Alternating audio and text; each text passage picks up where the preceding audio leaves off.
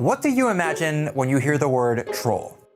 You probably imagine an anonymous internet commenter, or a shock jockey, or a partisan hack. You probably don't imagine the Senate Majority Leader, or the Speaker of the House of Representatives, or the Chairman of the House Intelligence Committee. But maybe you should, because if the past few months of batshit political coverage have shown us anything, bombshell accusations, missing text messages, secret society, secret memos, one hell of a conspiracy that does go deeper than Watergate, or doesn't answer at all by any means. It's that trolling is now the work of serious politicians. We begin tonight with the unraveling of a conspiracy theory. This one was created and promoted by elected officials on Capitol Hill. Trolling has been used to refer to a lot of different bad behaviors, but at its heart, it means deliberately provoking someone in order to bait them into overreacting. Milo Yiannopoulos does this all the time. He says something he knows is ridiculous. I find AIDS quite funny.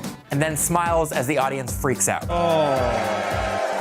But because I don't want to spend a whole video talking about Milo, let's use a different example. Let's use Charlie Brown. What? Just go with me. You've watched this scene a million times, right? Lucy promises to let Charlie Brown kick the ball. Charlie tries to kick it, she pulls it away, and he falls flat on his ass. This scene is basically trolling 101. The troll baits their target. I'll hold the ball and you kick it. The target gives the desired reaction. This time I'm gonna kick that football clear to the moon. And then the truth is revealed.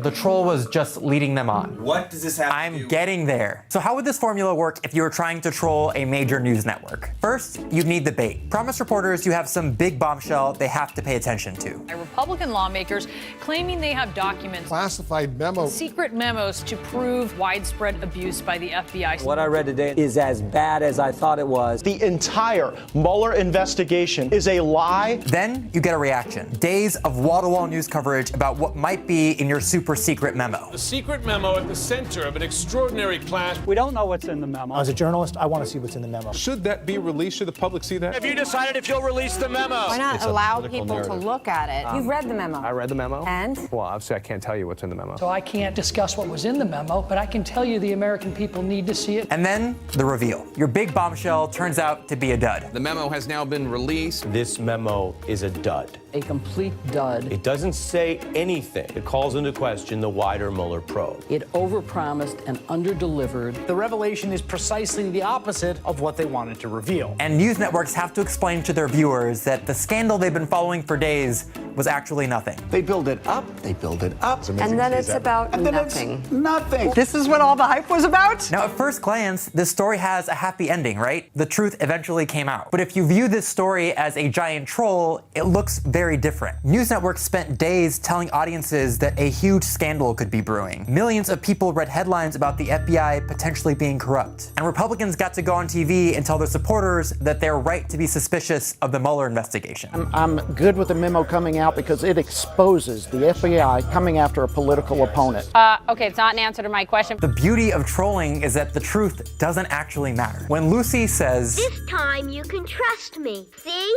Here's a signed document. she knows she's lying, and she knows she's gonna get caught lying. When Charlie tries to kick the ball, he is literally fact-checking her.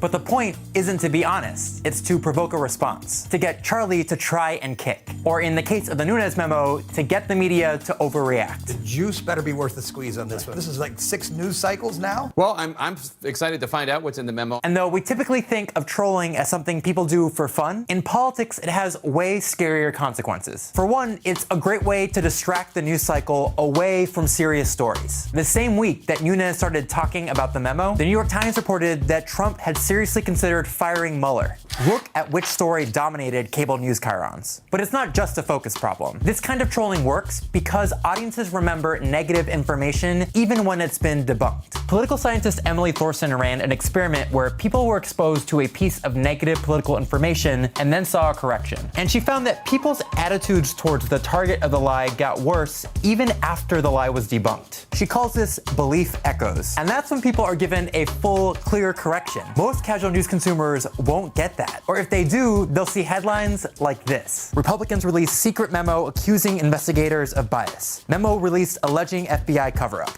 Or chyrons like this. Memo says FBI abused surveillance power. Even after the lie is revealed, it's repeated in news coverage. The result is a news environment that incentivizes bad faith, that rewards politicians who are willing to commit to a lie. And so you've seen more and more pseudo-scandals following the same formula. There's debate, missing text messages, a secret society in the FBI. It's one hell of a conspiracy, and people at the top levels of our government were involved in it. A secret society. Is there anything more about that?